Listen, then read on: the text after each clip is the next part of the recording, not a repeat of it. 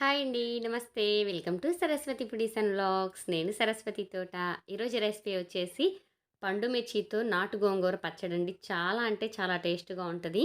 First అయితే పొయ్యి మీద ప్యాన్ పెట్టుకొని పండు మిర్చి తొడియాలు శుభ్రంగా తీసేసుకొని వాష్ చేసుకొని ఆయిల్‌లో అయితే వేసుకొని ఫ్రై చేస్తున్నానండి. పండు మిర్చి అయితే డైరెక్ట్‌గా వేయకూడదనమాట. ఇలాగ కట్ చేయాలి. నేను కట్ చేయటం మర్చిపోయాను. అందుకని చెప్పేసి ఇప్పుడు అట్ల కాడతో అయితే ఘాట్లు పెట్టాను. వీటినైతే మంచి కలర్ వచ్చిన దాకా, కలర్ చేంజ్ అయిన దాకా ఫ్రై చేసుకోవాలండి. మాడకుండా చూసుకోండి. టేస్ట్ అప్పుడే కమ్మగా ఉంటదనమాట. చూసారు కదండీ! ఇవి ఫ్రై అయినాయి కదా! ఇప్పుడు వేరే ప్లేట్‌లోకి తీసుకుందాము. ఇప్పుడైతే ఆ నాటు గోంగూరనైతే శుభ్రంగా వాష్ చేసుకొని నేను పక్కన పెట్టుకున్నాను. నీళ్లు రాకుండా నీళ్లు తీసేసి ఆకు వరకి గోంగూర వరకు వేసుకొని ఫ్రై చేసుకోవాలండి. ఆల్రెడీ ఆకులో నుంచి నీరొస్తది. అలాగే నేను ఒక టమోటా కూడా వేసుకుంటున్నాను గదా! ఆయిల్‌లో చక్కగా ఉడికిద్ది, ఫ్రై అయిద్దనమాట. మనం అటు ఇటు కలుపుకుంటూ ఫ్రై చేసుకుంటూ మూత పెట్టుకోవాలండి. గోంగూర గనక అడుగంటిందంటే టేస్ట్ అస్సలు బాగోదండి. చక్కగా మంచిగా ఫ్రై చేసుకోవాలి. చాలా టేస్ట్‌గా ఉంటది. నేను ఎప్పటినుంచో టమోటో, పండు మిర్చి పచ్చడి చేయాలి అని చాలా ఆశపడుతున్నాననమాట. టేస్ట్ కూడా చాలా బావుంటదండి. మీ అందరికి కూడా చూపించాలనుకుంటున్నాను. చింతపండు 2 రెమ్మలు పెట్టాను చూశాను గదండీ! గోంగూర పులుపు, టమోటా పులుపు, చింతపండు ఇంక అవసరం లేదని ఎవరు అనుకోకండి. చింతపండు వేస్తేనే వగరు అనేది లేకుండా కమ్మగా ఉంటుందనమాట. నాకైతే నిజానికి పండు మిర్చి, టమాటో కాంబినేషన్ పచ్చడి చాలా ఇష్టమండి. క్రిష్టాన్ ప్రెగ్నెన్సీ టైంలో నాకు తెలిసిన అమ్మాయి తీసుకొచ్చిచ్చింది. ఆ టేస్ట్‌ని నేను ఇప్పటికీ మర్చిపోలేననమాట. అలా చేయాలి అనుకున్నాను. కానీ గోంగూర అయితే మాకు 1 మంత్ నుంచి అస్సలు దొరకట్లేదండి. అందుకని గోంగూర కాంబినేషన్‌లో చేశాను. ఈ పచ్చడి ఉంటదండి, నిజంగా చెప్తున్నాను. వేడి వేడి అన్నంలో కొంచెం అంత పచ్చడి వేసుకొని, నెయ్యి ఒక చుక్క వేసుకొని తింటే ఎంత కమ్మగానో ఉంటది.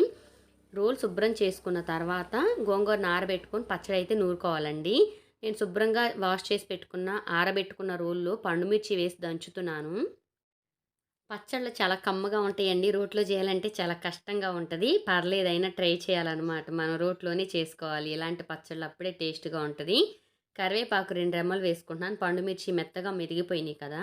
ఇప్పుడు చిన్నులపాయ, జీలకర్ర, రాళ్ళ ఉప్పు కూడా వేసేసానండి. రాళ్ళ ఉప్పు కొంచెం చూసి వేసుకోండి. గోంగూరకి కొంచెం ఎక్కువే పట్టిద్దండి. నేను వేసింది కాకుండా ఇంకా తాలింపు పెట్టిన తర్వాత కొంచెం సాల్ట్ అయితే కలిపాను నేను.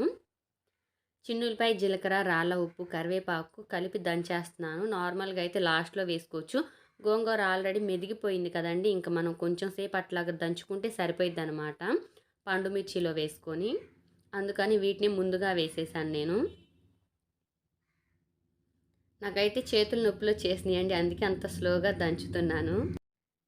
ఇప్పుడు గోంగూర వేసుకొని దంచుకుందామండి. పండుమిర్చి, చిన్నులపాయ, జీలకర్ర, ఉప్పు ఇవన్నీ దంచేసుకున్నాము గదా! గోంగూర వేసి దంచుకుందాము. నిజంగా చెప్తున్నానండి, కొంతమందికి ఏంటోనండి అంత ఎదటి వాళ్ళ లైఫ్ గురించి గానీ, ఎదటి వాళ్ళు చేసే పని మీద గానీ అంత ఇంట్రెస్టు. ఆ ఇంట్రెస్ట్ ఏంటో మన లైఫ్‌లో మనం పెట్టుకుంటే ఇంకా ముందు ముందుకి పై స్థాయికి అనేది ఎదగగలుగుతామనమాట. ఎదటి వాళ్ళ లైఫ్‌లో ఏలు పెట్టి కదిలించటం, ఎదటి వాళ్ళ లైఫ్‌ని డిస్టర్బ్ చేయటం వాళ్ళకంత సరదా ఏమో! నిజంగా మీకంత ఉడుకుగా ఉంటే ఏసీ వేసుకోండి. ఉక్కగా ఉంటే ఫ్యానేసుకోండి. అంతేగాని ఎదటి వాళ్ళ జీవితాల్లోకైతే ఎంటర్ అవ్వకండి. ఖాళీగా ఉండి ఏమి తోచుబడి కాకుండా ఎదటి వాళ్ళ లైఫ్‌లో ఏలు పెట్టారంటే విరిచేస్తారు. కాలు పెడితే కరిచేస్తారు. కన్నేస్తే పీకేస్తారు. అదొకటి గుర్తుంచుకొని మసలుకుంటే ఎవ్వరికైనా గూడా నిజంగా చెప్తున్నానండి, చాలా మంచిది. ఈరోజు నేను చెప్పాలనుకుంటున్న ఒక చిన్న మాట అనమాట ఇది. గోంగూర వేసుకొనైతే దంచేస్తున్నానండి. చిన్న రోలు గదండీ! అందుకే కొంచెం కొంచెం వేసుకొని దంచుతున్నాను.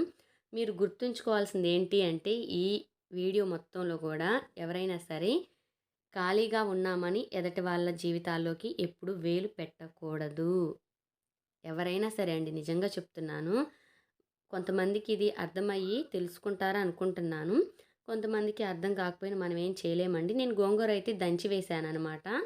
ఇప్పుడు తాలింపు పెట్టుకుంటున్నాను. పొయ్యి మీద ఒక గిన్నె పెట్టుకొని తాలింపుకి సరిపడా ఆయిల్ వేసుకొని, అలాగే 2 ఎండుమిర్చి వేసుకున్నానండి. ఆయిల్ హీట్ ఎక్కగానే ఎండుమిర్చి, తాలింపు గింజలు వేసుకున్నాను.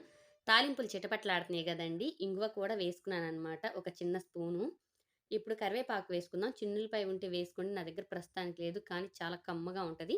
ఇంక పచ్చడైతే మనం వేసేసుకుందామండి. తాలింపు ఫ్రై అయిపోయింది. ఆయిల్ కొంచెం ఎక్కువే పట్టిద్దండి. నేనైతే కొంచెం తక్కువే వేశాను. ఎందుకంటే మాకు ఆ రోజుకి అయిపోయిద్ది గాబట్టి కొంచెం నిల్వ ఉండేలా అయితే ఆయిల్ ఎక్కువేసుకోవాలి. ఈ వీడియో అయితే మీ అందరికీ నచ్చే ఉంటదనుకుంటున్నానండి ఈ రెసిపీ. నచ్చితే మాత్రం ప్లీజ్ అండి లైక్ చేయండి, షేర్ చేయండి, కామెంట్ చేయండి. కొత్తగా ఎవరైనా మన ఛానల్ చూస్తుంటే సబ్స్క్రైబ్ చేసుకొని సపోర్ట్ చేయండి. ఈ రెసిపీ ఎలా అనిపించిందనేది కామెంట్ సెక్షన్‌లో కామెంట్ చేయండి. ఎంతో టేస్టీగా ఉండి పండు మిర్చి నాటు గోంగూర అయితే రెడీ అయిందండి. మరొక మంచి రెసిపీతో కలుస్తాను. బాయ్ అండి.